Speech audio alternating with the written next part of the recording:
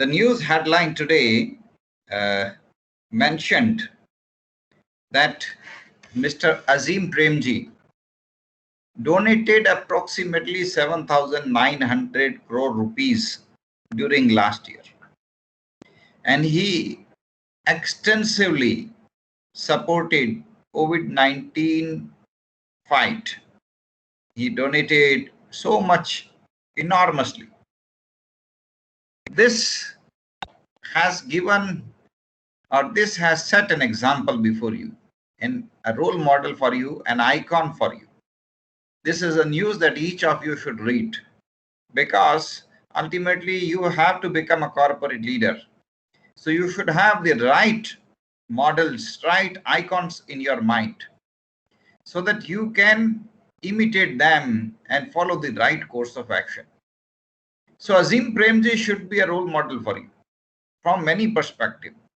He has risen from a very small beginning. He is down to earth, and he donates extensively for social cause. And it is a truly philanthropic person, right? We are fortunate, in India, most of the people are very religious by nature. By religious, I do not mean in a negative sense. By religious, I mean to say they want to help the world, they want to help the universe, they want to help the others, they want to invest money for charitable purpose, for philanthropic cause. So whether it is Azim Premji or Ratan Tata or Bajaj or Birla or other industries groups, they all, willingly and devotedly allocate some resources towards philanthropic cause. And this should be the practice, right? CSR is a new word, but in India, for generations, we have seen entrepreneurs, businessmen investing money for society, right? Even when CSR was not there, even when there was no compulsion to allocate 2% towards society, nothing like that. People have been doing it. You in Rajasthan particularly, you go to any village, you will find hospital, you will find schools, you will find public places, all constructed by donations by businessmen, right? You find that, for example, you go to Navalgarh, there is Podar College. Now, Podars belong to Navalgarh. They have their business in Mumbai, but they spared some money and established Podar College in Navalgarh to help their own city develop academically. So this is a very good practice. We find it all over India. Businessmen have been investing money for society.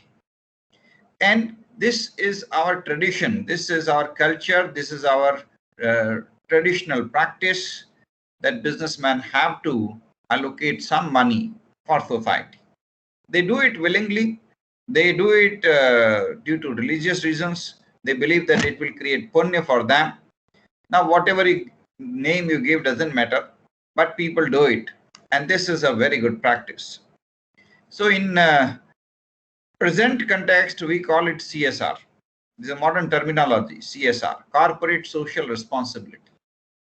You can read about the theories of CSR, but basic idea of CSR is that you have to allocate some funds for society, for which you are responsible, because it is your responsibility to strengthen your society, develop your society, help those who really need your support.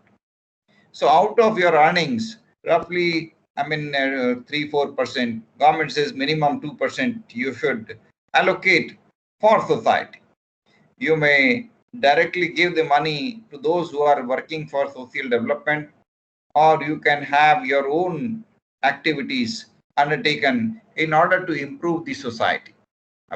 This could be on fundamental activities like spreading education, spreading healthcare, spreading activities for rural development, any activity, whatever you can, whatever you deem appropriate. You should do all these activities and help the society in progressing, because it is your moral responsibility to contribute to society. And we find it all over the world today. Companies all over the world contribute towards society, towards development of society. And this is necessary, right? It is our duty and our responsibility to contribute to nation building, to contribute to social development. It is our duty and our responsibility. And we should all do it willingly, right?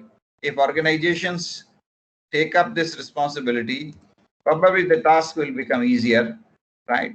Each organization should do it. Generally, every company has a CSR committee.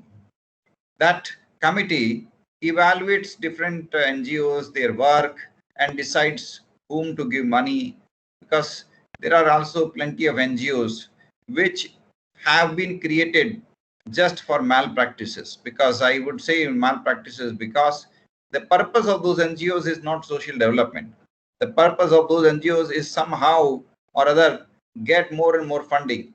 Some funding from foreign, some funding from companies, create good presentation, show off and display labels, and the promoters of those NGOs eat away all the money.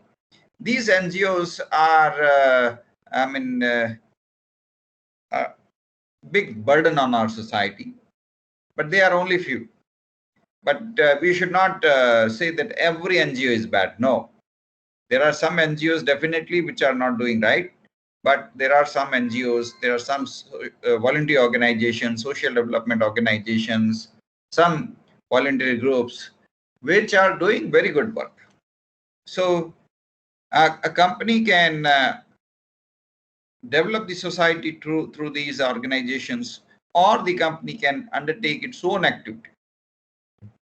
Tata Group, for example, has adopted Jamshedpur, right? Bajaj Group has adopted villages in Maharashtra, and they try to develop those villages, right? And Reliance has also adopted a village. So it depends upon you. Whatever approach you find you appropriate, you can adopt that. The basic idea is same. We all are partners for development of our society.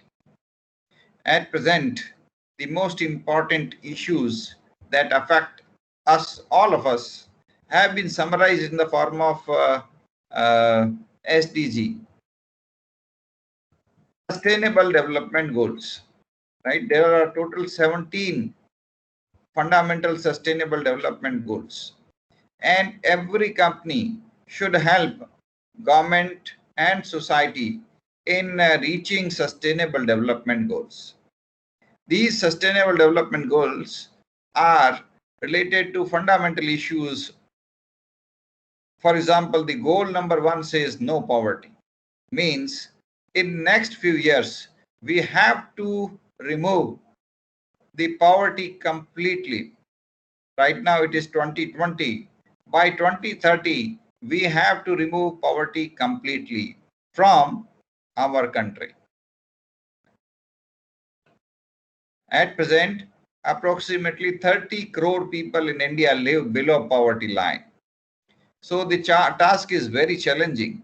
How do you uplift these 30 crore people?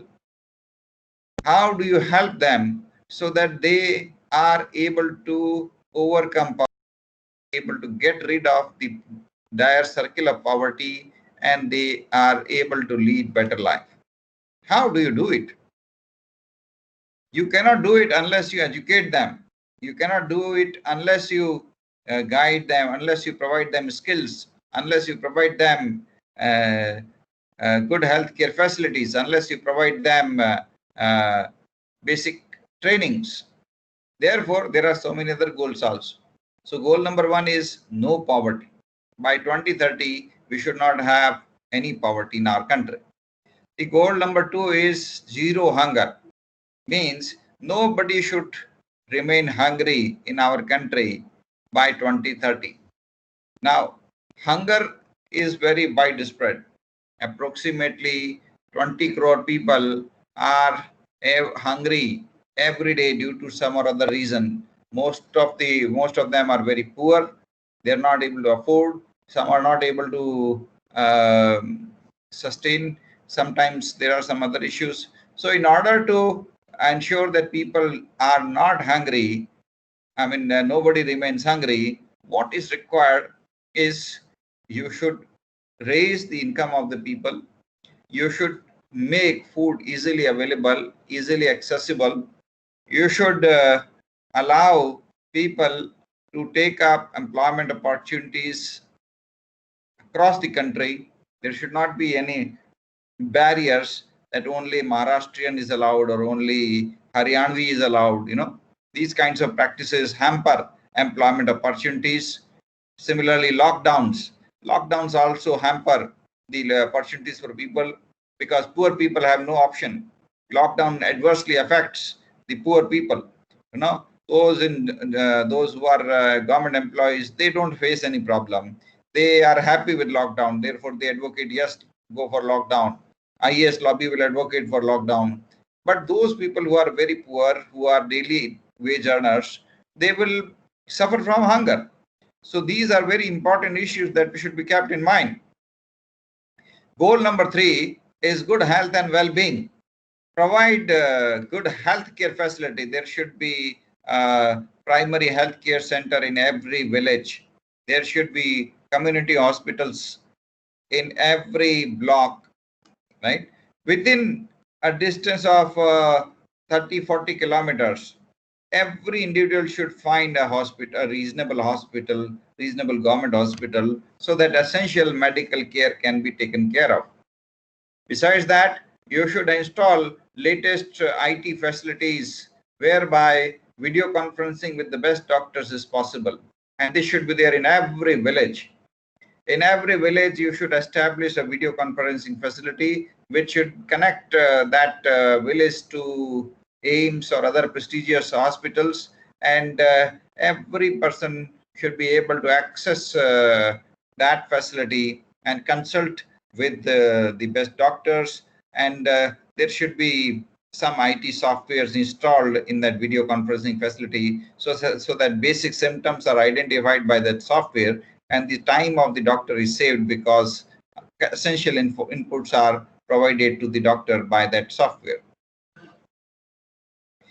We should strengthen our hospitals, we should strengthen our medical laboratories, we should strengthen our overall healthcare system. There should be enough number of 108 ambulances all over the country so that any time if there is any accident or any emergency, 108 is available. Goal number 4 is quality education. Provide essential primary education free of cost to every child. Every child should get primary education free of cost. Primary education means you should be able to read, write, at least basic understanding you should be able to develop. You should be able to lead a good life as a citizen. So this is must. Therefore, in India, we have by law made the right to education. Until the age of 14, every child has the right to get free and compulsory education. And this will help our country in attaining this goal. The goal number 5 is gender equality. There should not be any discrimination on the ground of gender. Today, even in Indian Army, recruitment is open for women. Right? Army schools have today opened themselves for girls. So nowhere you can discriminate with women just saying that you are a lady. You cannot discriminate. There should be equality, equal opportunities, equal pay, equal treatment, fairness in treatment, and taking care of security and concerns of women staff. ensuring that their difficulties, their problems, their challenges are duly taken care of. Then goal number 6 is about clean water and sanitation facilities. We have to provide clean drinking water to every individual all over the country. How do we do it? We have to ensure that we provide clean drinking water to every individual all over the country. How do we do it? There are various ways we can do it, but we have to do it so that nobody remains, nobody faces problems related to drinking water. This will help us. This will definitely help our country. There are still many villages which do not have drinking water. Villagers have to walk down some 4 kilometers, 3 kilometers to collect drinking water. So it is our duty, our responsibility to ensure that drinking water reaches every household. And sanitation, of course. If we are talking about sanitation, I'll give you example of ESI, Environmental Sanitation Institute. It was started by Csr Patel even before independence. And Csr Patel ji was working with Gandhiji, and he realized that if you really want to, because Gandhiji was running a campaign, Bhangi Mukti Andolan. So Csr Patel realized that unless we establish proper sanitation facility, this campaign cannot succeed. So he took up this campaign and started modernizing these sanitation facilities. For that, he went from village to village, and he himself urged every villager to establish modern sanitation facility. He had to struggle a lot. Ultimately, he succeeded, and he established modern sanitation facilities all over villages, in every village in Gujarat. He developed Indian version of toilets which are suitable in Indian context because they require less water for cleaning. I would also like to talk about Sulabh Shauchalaya here. Sulabh Shauchalaya is a pioneering movement. It was started by Bindeshwar Pathak. It is working all over India, and it provides Sulabh Shauchalaya near government railway stations, bus stands, other government hospitals, and other prominent buildings. It, in a way, provides the proper sanitation facilities all over the country. Before Sulabh Shauchalaya, people used to openly urinate. People used to openly, do all these things because the public toilets were not in proper order. Today, due to Sulabh Shauchalaya, right, they are working on self-sustaining model. Sulabh Shauchalaya is not taking money from government for this. They have made it self-sustaining. They are charging a very small money, and Sulabh Shauchalaya toilets are available at every railway station, every bus stand. You can use them, and they are well maintained, clean, nice. We should definitely support, and we should salute the efforts of Sulabh Shauchalaya. Sulabh Shauchalaya organization is doing great work. So the organizations like this help our country in attaining our sustainable development goals. We need NGOs, institutions, organizations in the field of cleanliness, in the field of sanitation. Although there is a Swachh Bharat campaign, but it has not been as much successful as it should have been there. The reason you know all, right? And therefore, there is a need. We all have to work hard collectively to attain the goals of Swachh Bharat, and that will help us in making our country clean and neat. Goal number 7 is affordable and clean energy. We have to provide affordable and clean energy to every citizen in our country. How can we do it? For this, we have to provide affordable energy to every individual. We have to develop alternate sources of energy. We have to, maybe we may have to invest more money for development of renewable energy sources. Government is already providing some subsidy, but this subsidy should be increased so that more and more people are able to switch over to alternate modes of energy, to these alternate modes of energy development. Then decent work, and the goal number 8 is decent work and economic growth, providing jobs to everybody.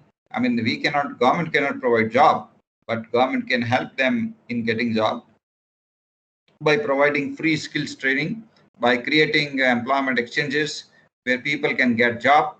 Those efforts have to be done. Private entrepreneurs have to come forward. Companies have to help. Companies also need to invest in in development of skills. Then goal number 9 is industry innovation and infrastructure. It is the duty of every company to promote innovation.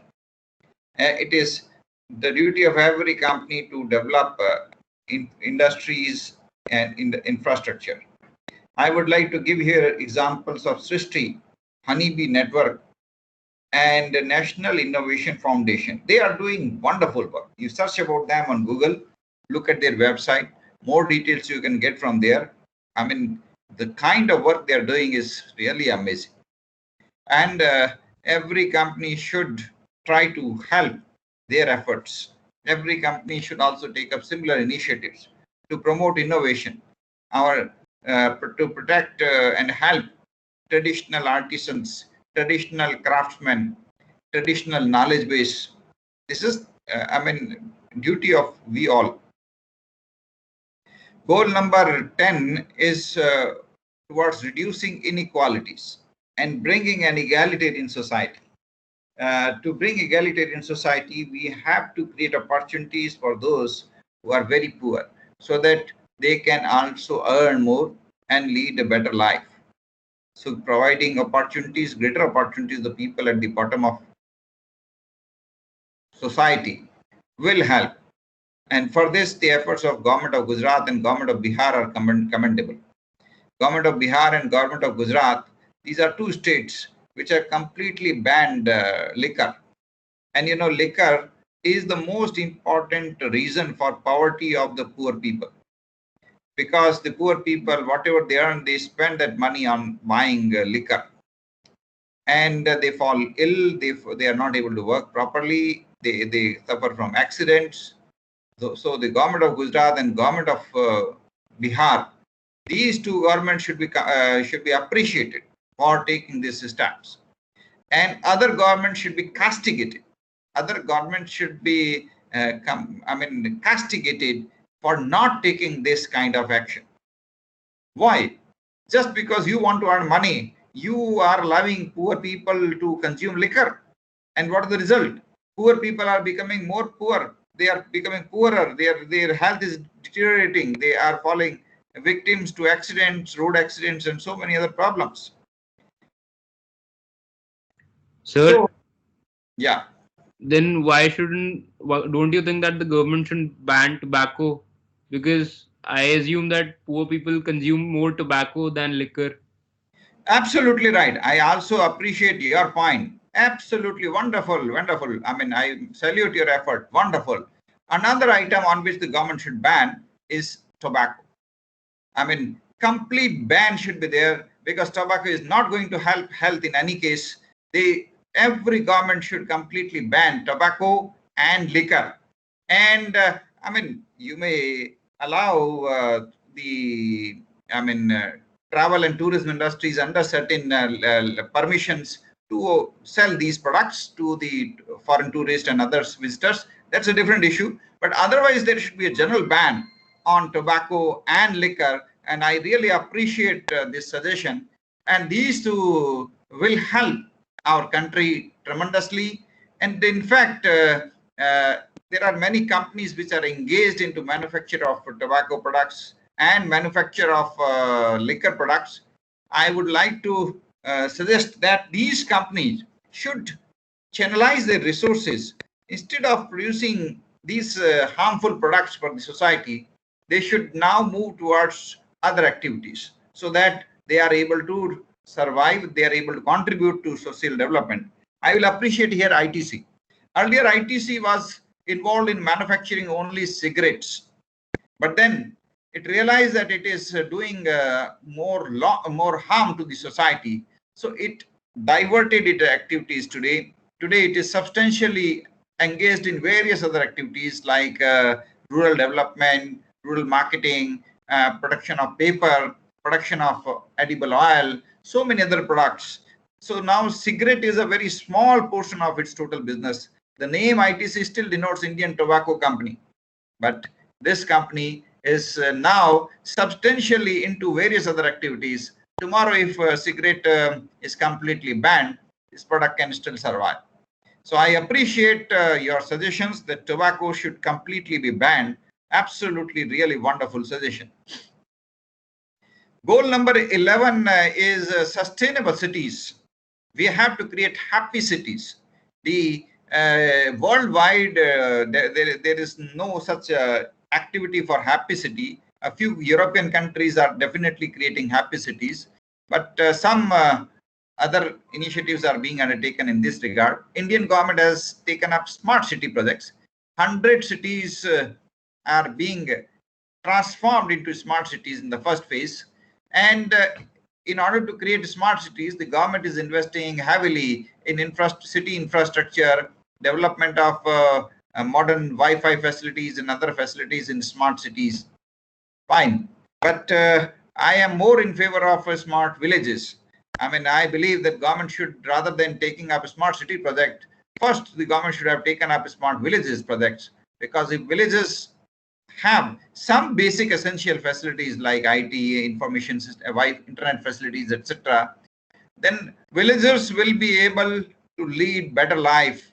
Right now, they are facing many hardships. Therefore, they are forced to migrate from villages to cities. But if village infrastructure is improved, migration will reduce.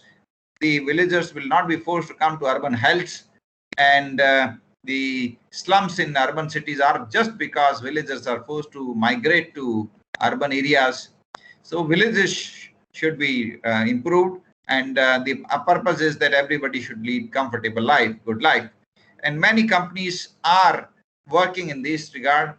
In fact, there are many companies which are engaged into development of smart cities, smart city projects, and all these things.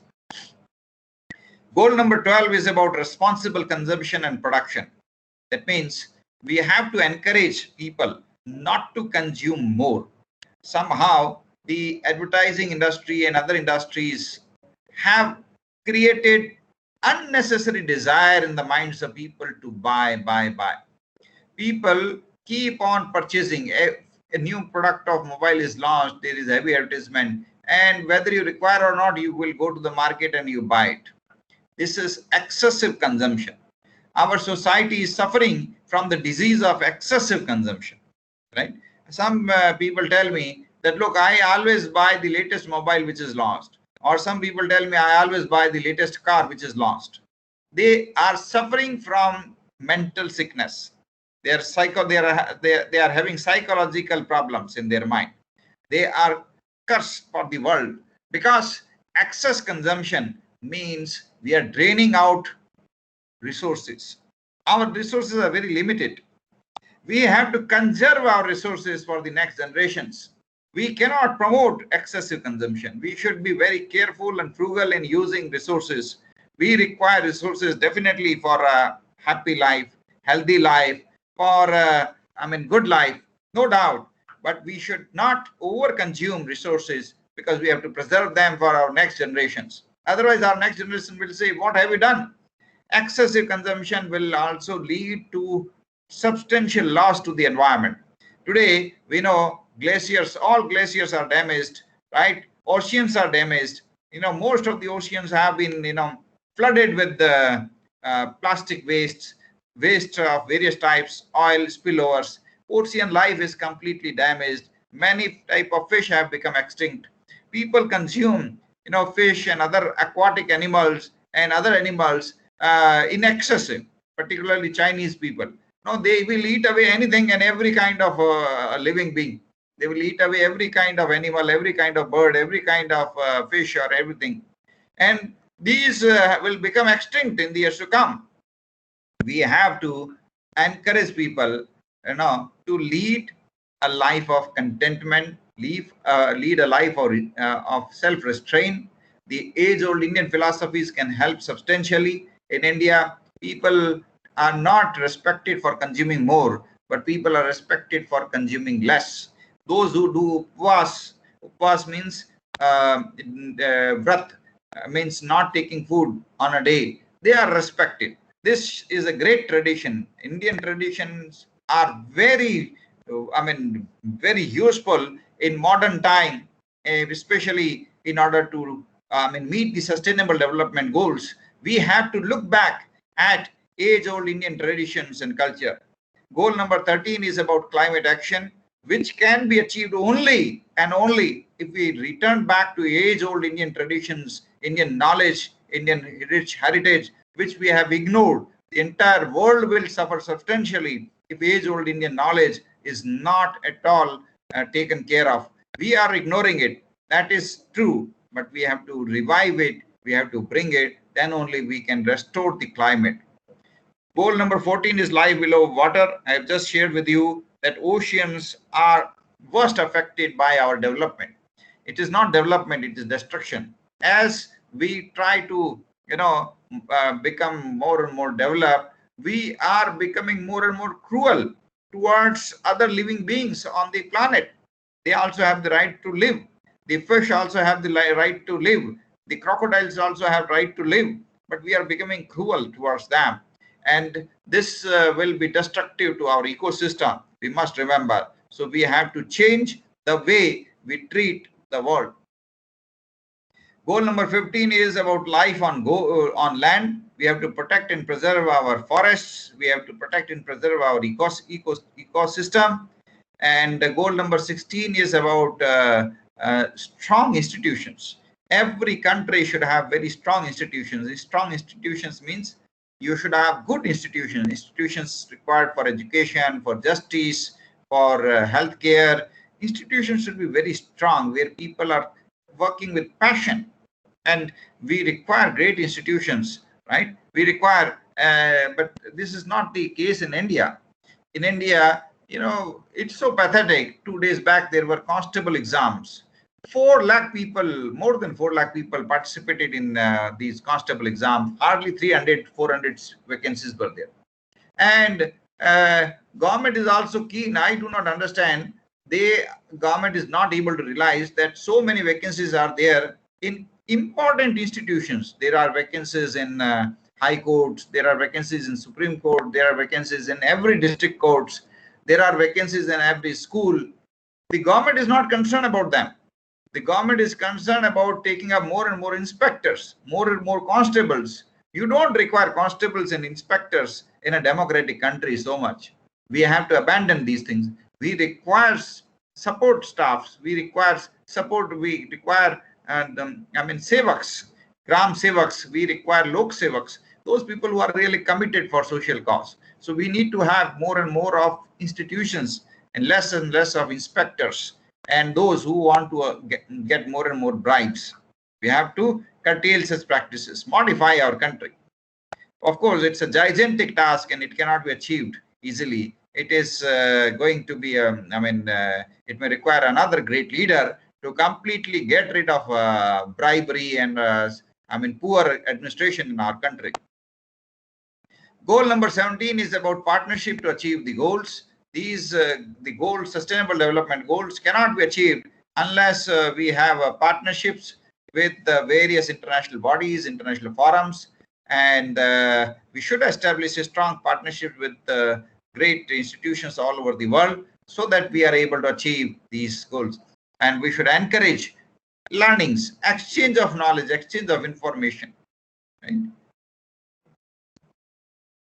Thank you all for listening to me, and I wish all of you should remember these fundamental sustainable development goals, and all of you should become corporate leaders and follow great practices follow the ideals set by Azim Premji, ideals set by Narayan Murthy, ideals set by other great Indian leaders who have been philanthropic, who have been very dedicated towards our nation building. Remember, nation is first. If we contribute to the development of nation, we will develop automatically. If we will take care of prosperity of nation, we will automatically be able to progress and prosper. That is the cause, that is the most important goal that we all have. Thank you all. Best wishes and Sir, happy Diwali. sir, Yeah. वो next quiz का link भेज दीजिए. Yes, I will send. ठीक है sir.